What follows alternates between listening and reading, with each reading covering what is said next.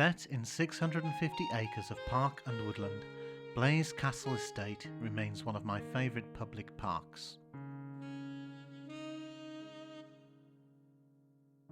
Situated in the picturesque hamlet of Henbury, just north of Bristol city, it's a popular spot for local families and visitors from further afield.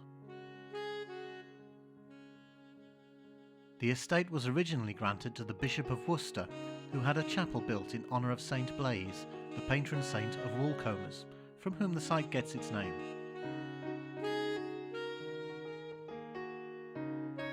The mansion as it stands today was built upon in stages, each of its owners adding a little of their own personality to it. This is especially noticeable in the architectural style of the orangery at the rear of the house, built around 1805 by John Nash.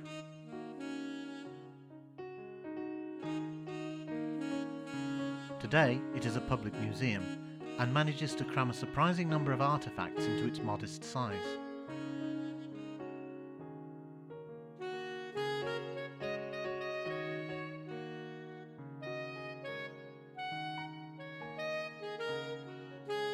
Displays range from doctor's tools and children's toys to a small selection of period clothing and even an array of antique baths.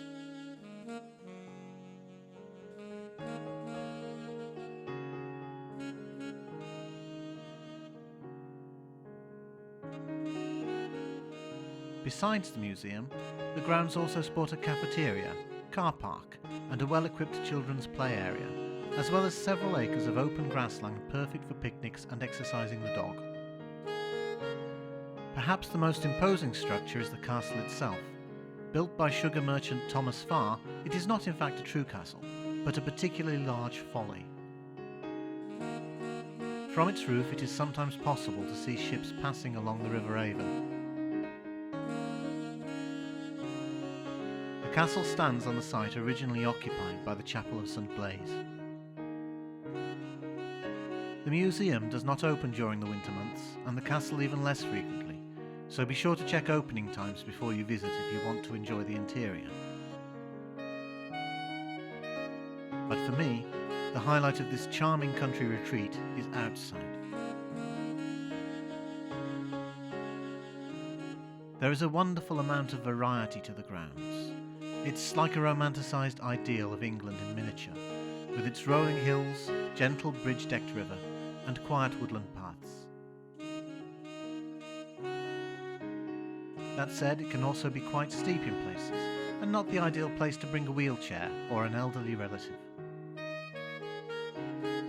The more difficult areas are those surrounding the castle, and in the land between the estate and neighbouring Coombe Dingle.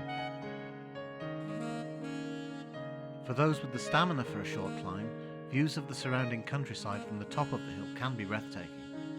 It's worth taking the slow way up to the castle, as the valley where Hazel Brook flows is particularly beautiful.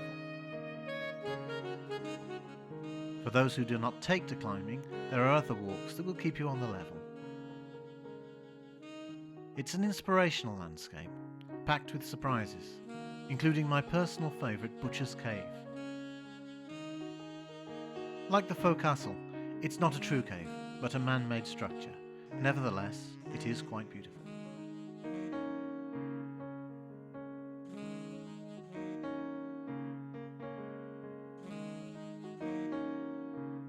All in all, Blaise Castle has a lot to offer the casual rambler, the keen photographer, and the historian alike.